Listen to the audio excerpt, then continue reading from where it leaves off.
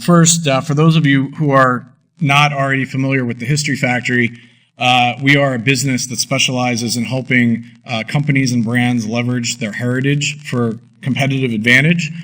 We call this heritage management, and we have a philosophy which we call Start with the Future and Work Back, which is very much in keeping with the theme of our conference.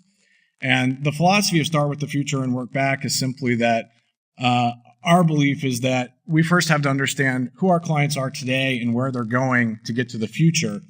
And we then look at their history through the context of who they are today and where they're going, and then look into that history as an inventory of experience to pull it forward.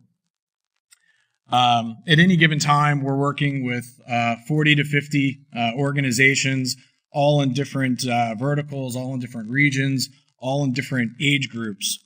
And while they all have their unique challenges, we find that their approaches to business and to heritage are in fact quite similar. In fact, over our last nearly 40 years in business, we've seen many management best practices come and go, many new trends, and this just captures a few of the business trends that we've had to adapt to in order to remain relevant for our clients and to create value to them and to make sure that their heritage and history is remaining aligned with who they are today and where they're going. So I'm going to talk a little bit about specifically some of the things that we've been seeing with respect to culture and brand. The first thing I would share is that culture and brand are converging like never before. I don't have time to delve into all the details on why this is happening, but in short, as many of you have noted in your presentations, there's a demand for greater social responsibility among businesses than there ever has been before. And the bottom line is that organizations can't just talk the talk anymore. They have to walk the walk. They have to be more transparent. They have to be more authentic. And the result of that is that companies are integrating their efforts with respect to corporate culture and brand because they can no longer be siloed as internal versus external or HR versus marketing or communications. It's all integrated.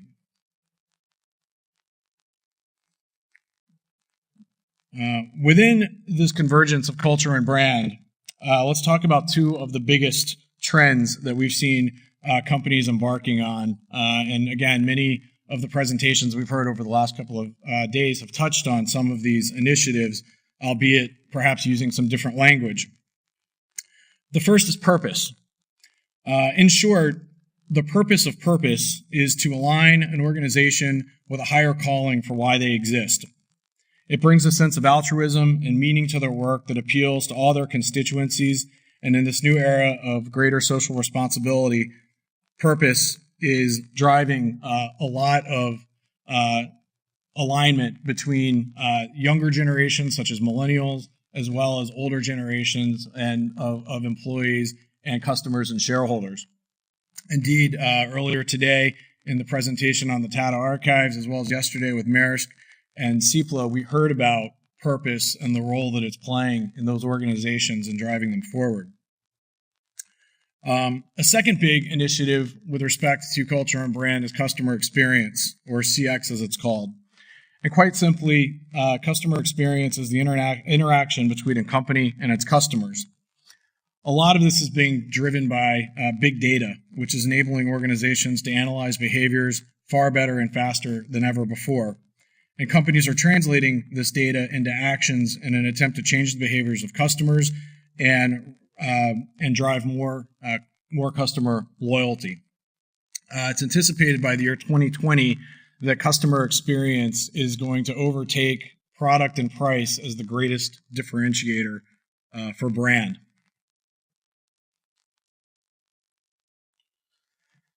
So, what does all this have to do with history and archives?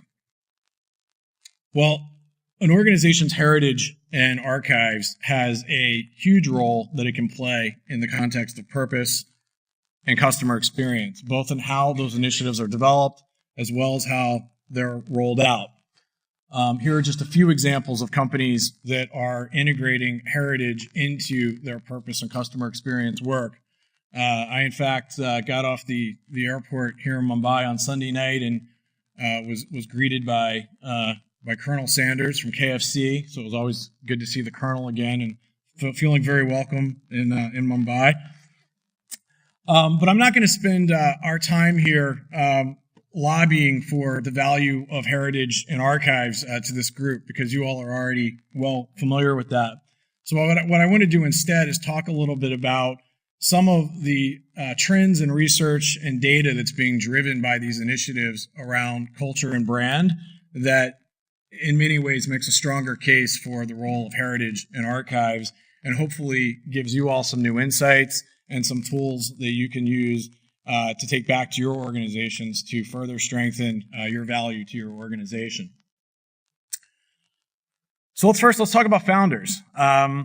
We've heard a lot about founders over the last couple of days, and just a quick show of hands. Raise your hand if you believe that sustaining the character and values of your company's founder is relevant to your organization. Yeah, exactly. Good. Well, what if I told you there was recent work by Bain & Company, one of the world's leading consulting firms, that actually quantified that sustaining the character and mentality of your founder actually sustains the growth of your organization? We're all searching for quantitative data to reaffirm our value and the value of heritage and archives. And this work, which is called The Founder's Mentality, is not explicitly created with the intent of singing the praises of history and heritage and archives. It's really rooted around growth. But the premise of this work is that companies that still have their founders largely outperform those companies that don't. And those companies that don't have their founders, the longer they sustain the mentality and values of their founder, the longer they perform and avoid a drop in growth, which the authors of this book refer to as stall out. So a great example of a company right now that is in the midst of sustaining its founder's mentality is actually Apple. Steve Jobs, obviously, making that transition from a founder-centric and founder-run company and culture to the next generation of leaders. And in fact, Tim Cook explicitly talked about this notion in an article in Bloomberg this past summer, in which he referred to Steve Jobs' principles as a constitution and North Star for the company. So think about that. You have the opportunity to be the steward of sustaining your founder's mentality and reinforcing it to your internal clients and to your leadership. So when you go back, you may want to consider recasting your title instead of as historian or archives as the guardian of growth for your organization. Another piece of work which affirms and legitimizes our role as stewards of heritage and archives is a new book called The Power of Moments. And this book is really rooted in the customer experience concept that I was just describing. And the notion here is that moments drive experiences that drive loyalty and action. And the premise of the book talks about how there's ways in which you can engineer moments to create lasting impressions and loyalty. An example that's actually shared in the book is a case study of John Deere and how John Deere re-engineered their onboarding experience to set their new employees on a different trajectory with the company.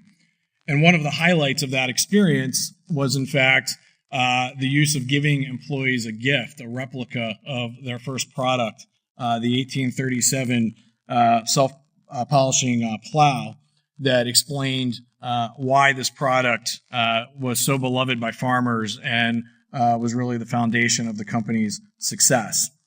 So this example is an example of how heritage can be used as a key touchstone in a moment to create customer experience. And indeed, I think this week we experienced that here with Godrej.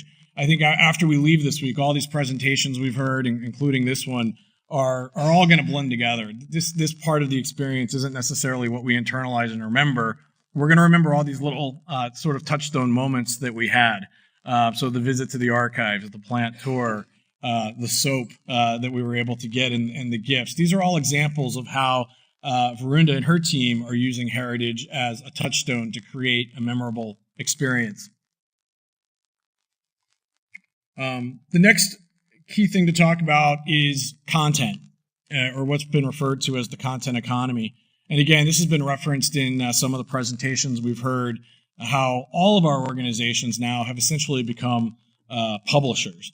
They have a constant pressure to, as I call it, feed the beast, particularly as traditional media continues to be diminished and companies and brands continue to fill that void with publishing capacity. Heritage and history and archives has a tremendous opportunity to fill that void. We heard yesterday many presentations, Levi's and Cipla, who talked about the impact of heritage in their social media. And I, as you may recall, asked the question, self-servingly so, with respect to the performance of heritage content in social media channels. But we consistently see that authentic content, which of course includes history, performs very well in social channels. There's a reason why we have Throwback Thursday. There's a reason why we have Flashback Friday. These are very popular forms of content. And you have these assets in your inventory and have the ability to leverage them. One other point on content that I'll make is that all of us, I think, have heard this notion that attention spans have diminished and everyone is expecting their content to be, 60 seconds or less. There's actually new data that's coming out that is that's defying some of that logic. Longer form content is actually performing in many cases better than short form content, and it reinforces that what the premium on content is substance, making sure that it's substantive, making sure that it's relevant. And again, as the stewards of the archives, we have a rich inventory of material that we can be pulling from.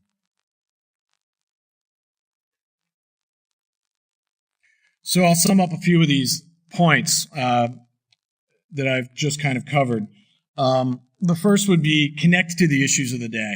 Right now, culture and brand are more vital than ever for your organizations to be competing in the marketplace. The discussions we've had over the last couple of days have highlighted the role that we should be playing as the stewards of our organization's history and archives to shape brand and culture. You have to engage your internal clients to anticipate what's next.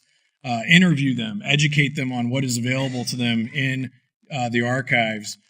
Prepare annual and multi-year heritage management strategies that show how your work is aligning with the broader capabilities of the organization. And use published research like some of the tidbits that I've just shared today to help bolster your case. And finally, mine, market, and sell your inventory. Your archives is a catalog of products, and you're the storekeeper. You have the ability to pull these assets out and position them as successful assets for the organization. So I'm going to close with one quick 2-minute case study that sort of encapsulates the concepts that I've talked about today. And this is some work that was done this past year by Hyatt. And I've heard very nice things about the Grand Hyatt here in town. But Hyatt launched a very well-publicized customer experience initiative over the last year. They've also engaged in a lot of purpose work. And just in the last few months, they leveraged a great story from their own history in an advertisement.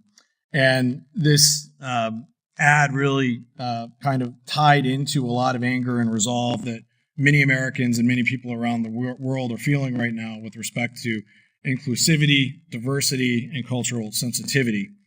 And to be clear, this was not work that was done by the History Factory, but it was work that really inspired our team. And as I shared, it really encapsulates the concepts that we just talked about with respect to the power of moments, purpose, customer experience, and using your heritage to tell a story authentically and creatively.